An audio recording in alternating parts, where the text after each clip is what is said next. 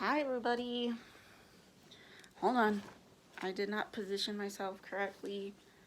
I'm early with this. I haven't watched Kenobi's 4th episode 3 times because I've been watching the other ones 3 times. I only watched this one twice. But I do have things to say, even though it was like the shortest episode of the show so far. But before I do that, it was funny. I was just watching someone's video because I've been uploading videos, and so while the video's uploading, I'll watch like YouTube videos. And it was of a parade. I think it's the Rose Parade, and I was seeing all the marching bands walk by, and I was like, oh, that brings back memories.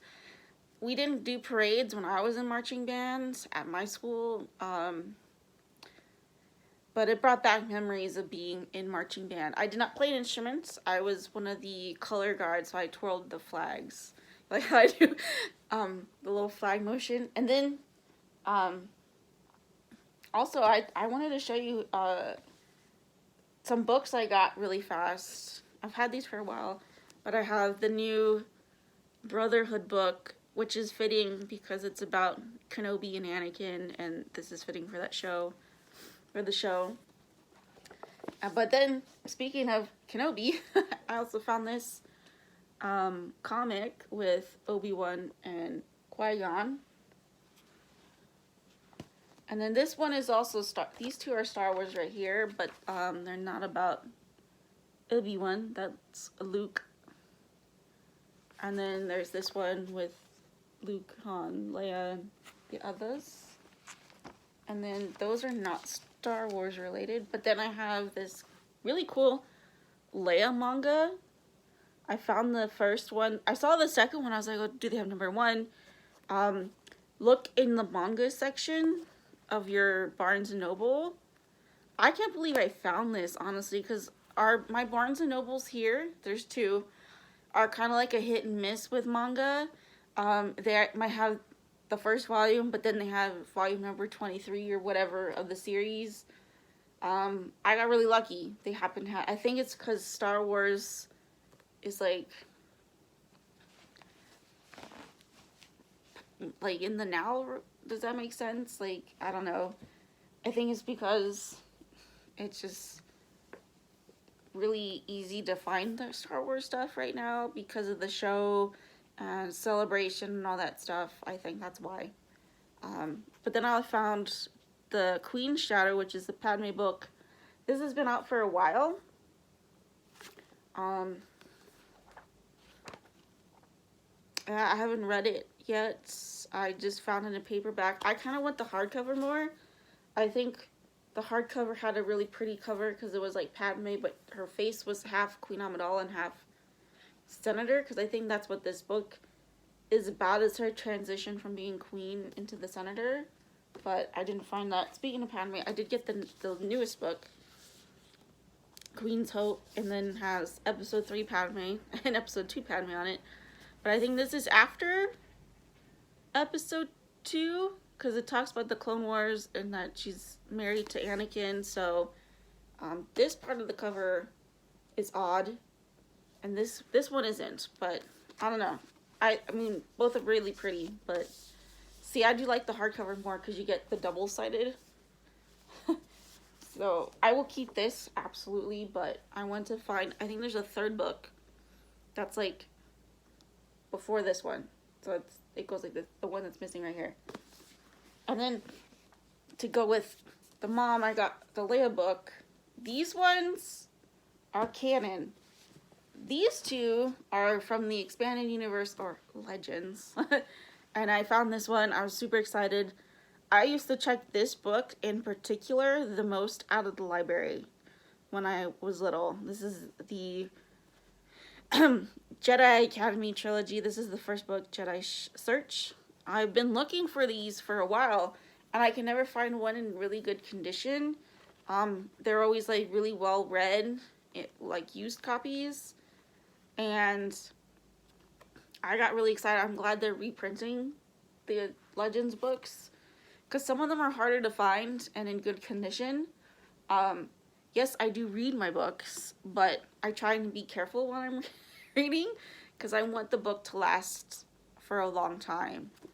Uh, that's why. And then to go with this, I've shown this book already in one of my videos, but this is the Kenobi book. And now I'm officially on page 92.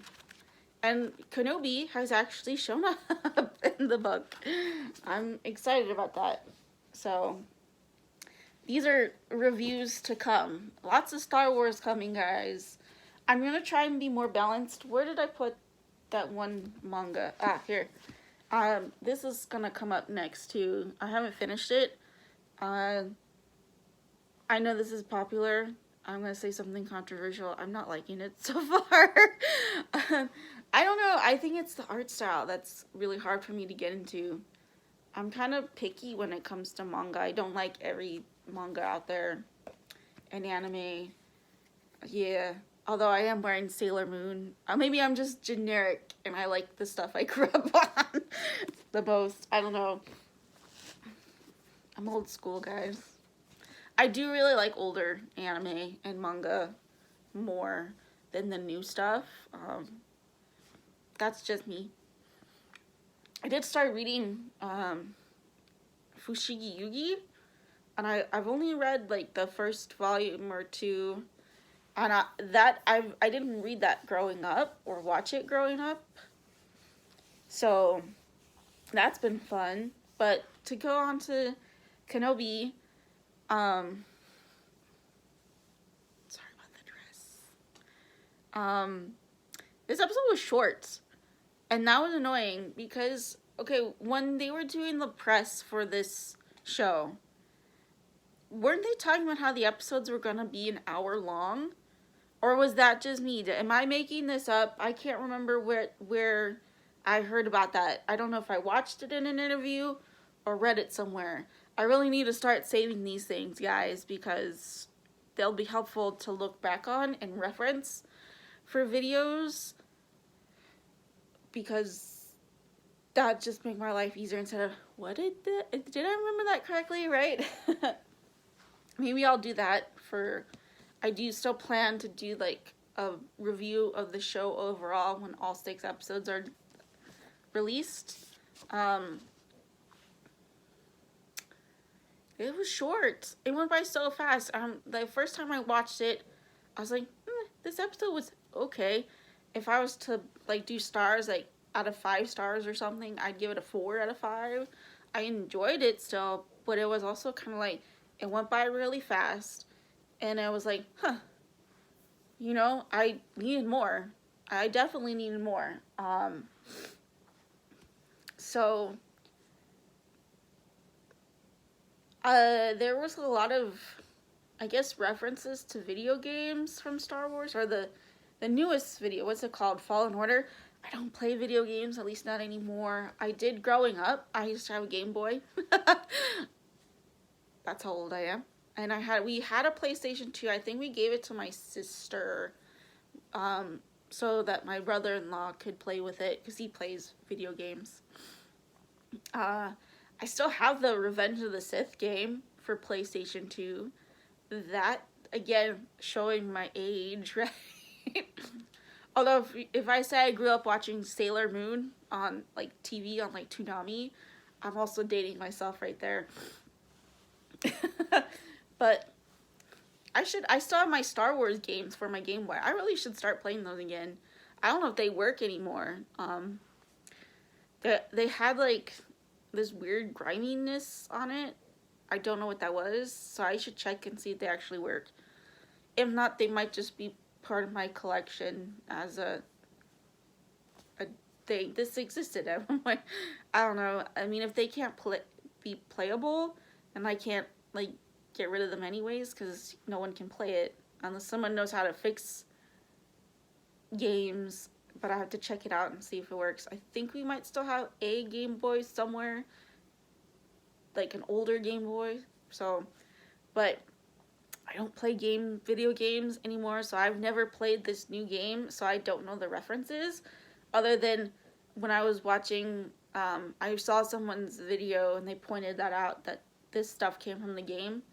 And that's like the stuff with Obi-Wan going through the Inquisitor's headquarters. Um, yeah, that was, I mean, it's cool. Although, I guess recently, Kathleen Kennedy, I didn't read this article again. I saw it in the video. They were talking about these references to the games. But I don't, like, games are cool and all. But that's not how Lucas did things. Like, if you're going to want to pull from, right, she's saying the games are inspiring what they're making for, like, TV and stuff. Okay. Oh shoot, I wish I can run. I have, like, my book. I have a little box full of books because this is my to-read pile. I don't want to. Ooh, I really want to get it. I really want to get one of the books that's in there. But I won't. But, like, George Lucas, when he was in charge of Star Wars, he said, you know, hey, let's watch, I think the filmmaker's name is Akira Kurosawa films, or Buster Keaton movies, or, you know, here, read Joseph Campbell's books on mythology. So he pulled from other things, absolutely. I mean, it's there. We know it's there. But they weren't video games. Like, it was never about the video games. Like, I think for him, video games were just something for the fans to play with, you know, to have fun with. And I think, other than maybe the Revenge of the Sith game, I think that's the one game where he wanted it to try and follow the story. All the other games weren't, like, what the story, like, the films and the Clone Wars should pull from. Does that make sense? So, I mean, it's a fun Easter egg, I guess, and it was a cool sequence, but I don't like the idea that the video games are what's shaping the story for Star Wars now. So I highly doubt Kathleen Kennedy's gonna watch this. But hey, Kathleen, maybe you should go back to the roots that George did. Pull out some Buster Keaton movies, or watch Metropolis, which is an old silent German film from, oh shoot, I used to remember this date. This is what happens when you don't go to school anymore. Although I just graduated but I was getting a degree in special education, so I didn't have to worry about what date a film came out. Darn it. Or watch Hitchcock movies, because I was just watching the Clone Wars cartoon, and the last 3 episodes of season 5 are all titled after a Hitchcock film, right? To Catch a Jedi, the Jedi who knew too much. That's the man who knew too much. To Catch a Thief. So they're all named after Hitchcock movies. Or, like, the Zilla Beast is clearly a Godzilla influence. Although that was more Dave Filoni than George Lucas with that one. But still, there's even an episode that says, in memory for Akira Kurosawa. Like, watch those movies and use those as influence. Because that's how George created Star Wars in the first place, and created this really wonderful world that, you know, took motifs and themes from all these things, and he changed it and made it his own. That's what I think should be done with Star Wars. It's what always should have been done with Star Wars. Just saying. I'm not saying that the Kenobi show is terrible, but I don't like the idea that the video games are what's influencing the story. Because not everybody plays video games. I certainly don't. I read books. Like, for me, like, I would rather pick up this book and have this be part of the story than a video game. That's just me. But, like, I miss these guys. Like, Mara Jade and Janya and Jason and these characters. Like, if there's a way, you can find a way to bring them back. Sorry about that. So, I'm gonna have to put these two together somehow. I was talking about video games influencing the story, but to wrap it up, I just don't think they should do that. Again, the sequence was cool. It's a cool Easter egg. Like, that's fine. But I think it shouldn't be how the show is going to be story-wise, if that makes any sense. Overall, again, there was a lot of interesting things, like the Jedi in the tombs. That was kind of creepy, actually, especially the little kid in, like, the tomb thing, because you could see the body, right, in the glass. And I'm just like, what are they using the Jedi for? I know in the Rebels cartoon series, they had Luminara's body in something like that, and they were using it to catch Jedi who survived Order 66. So is that what they're using all those other bodies for? I guess that makes sense, because they keep using Luminara over and over again. Someone's gonna catch on. Wait a minute. Wasn't she captured already? Didn't someone try to rescue her? No one's rescued her? I don't know. I feel like they'd figure it out. You gotta use other Jedi too. The one that I thought, I was like, the kid was really sad.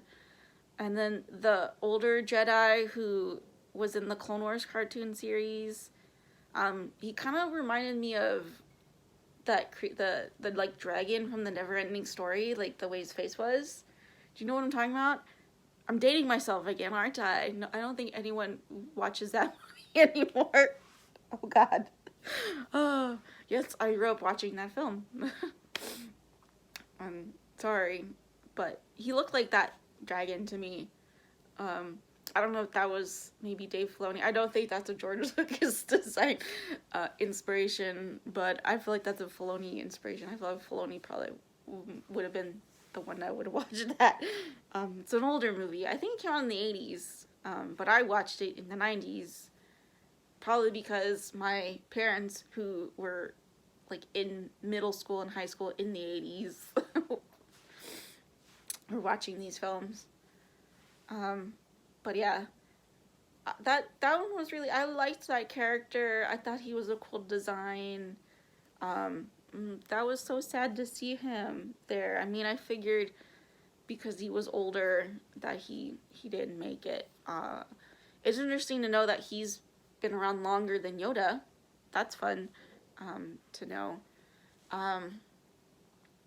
But yeah, again, this episode was really fast. There's not a lot to say. I liked seeing Obi-Wan in like the traditional looking Jedi robes. I don't know whose robes he's wearing. It's probably somebody's that they left behind, because the idea of this path is to give Jedi new identities, so they obviously can't wear the traditional robes. So they're probably going to just leave it behind anyways. I think, for me, one of the fun sequences was at the beginning of the episode with Obi-Wan and Anakin in the bacta tanks, and they're connected to each other even after all this time. I think somewhere deep inside Anakin, he doesn't want to lose that connection, maybe. And also, it could be like the Vader side of him that's, trying to torture Obi-Wan some more. But I thought that was a really cool sequence, the way it was filmed. I know Deborah Chow is doing all the episodes, which is great. I actually like that, because it's one person, directing all the way through, whereas, like, when you watch The Mandalorian or the Book of Boba Fett, there's different directing styles, and you can sort of tell. I know, like, they try and match each other, but that's just me. I don't know. Maybe I'm weird, and I notice things like that. But I really liked how she filmed that sequence. I thought it was really cool. That was my favorite scene. I would have loved some flashbacks with them, though.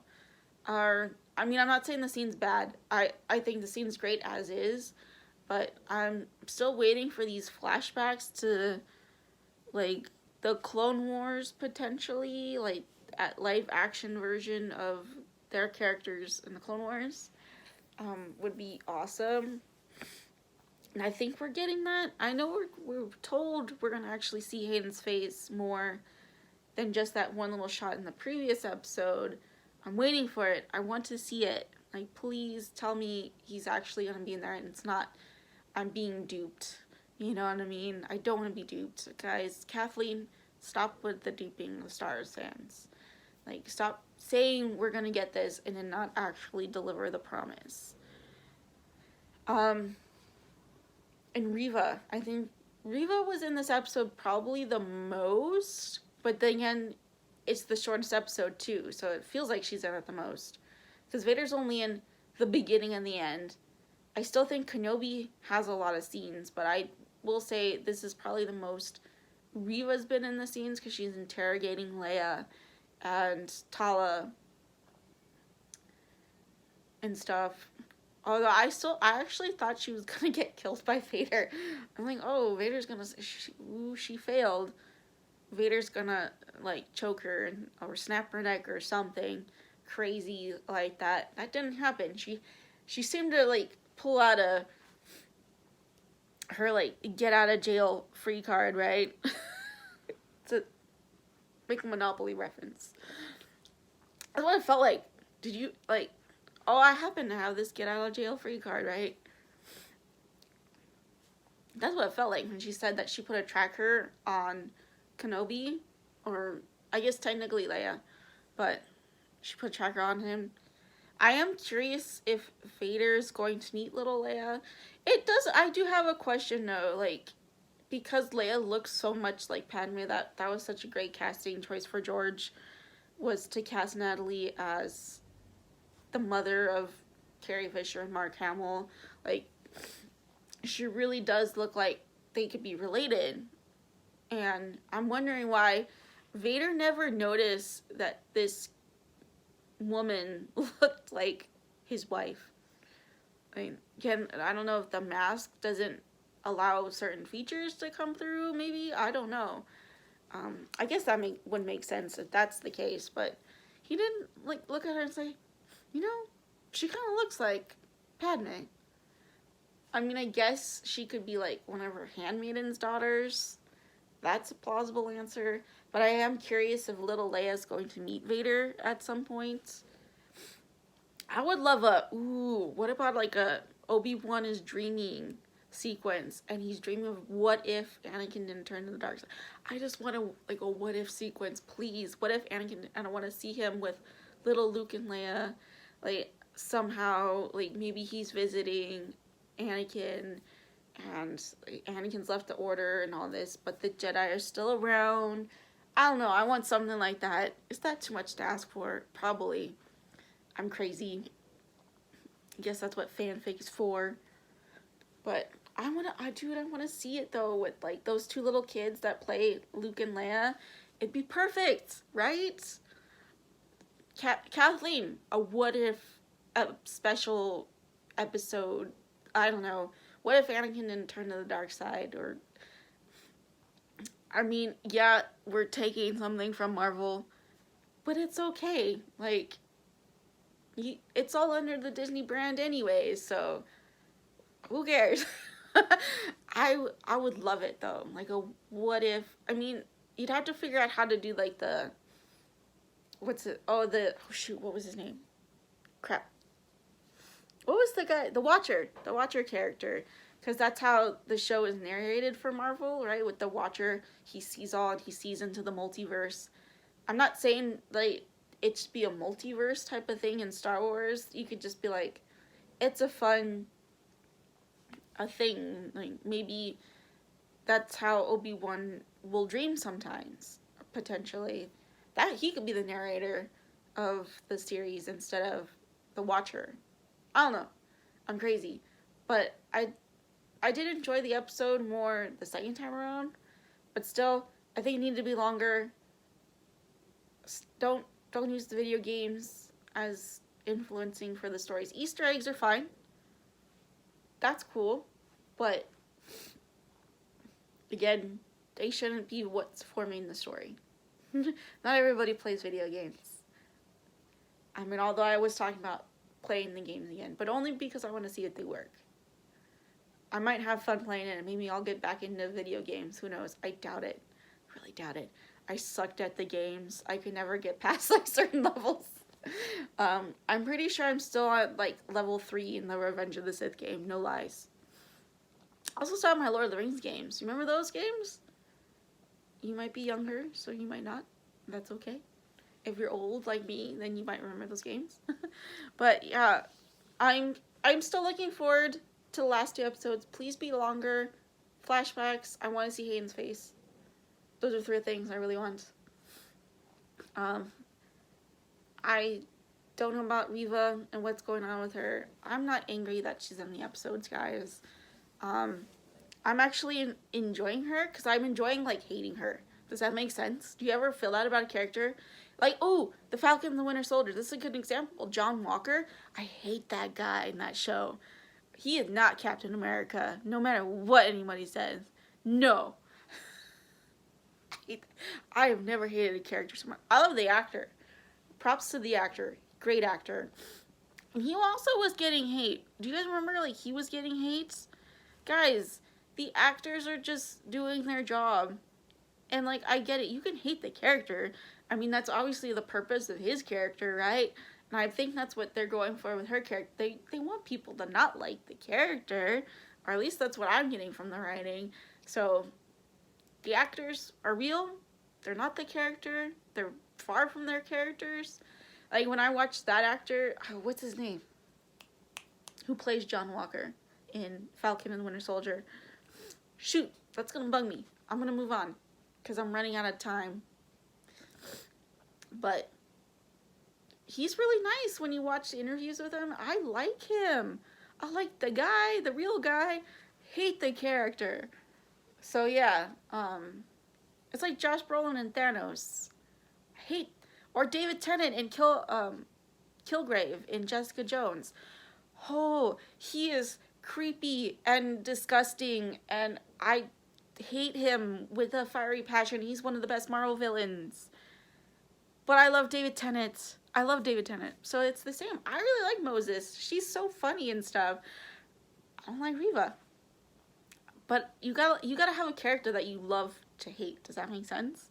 And I think she's the one I love to hate. Whereas like Vader, I just love Vader and I sympathize with Vader because I know who he is as Anakin Skywalker, right?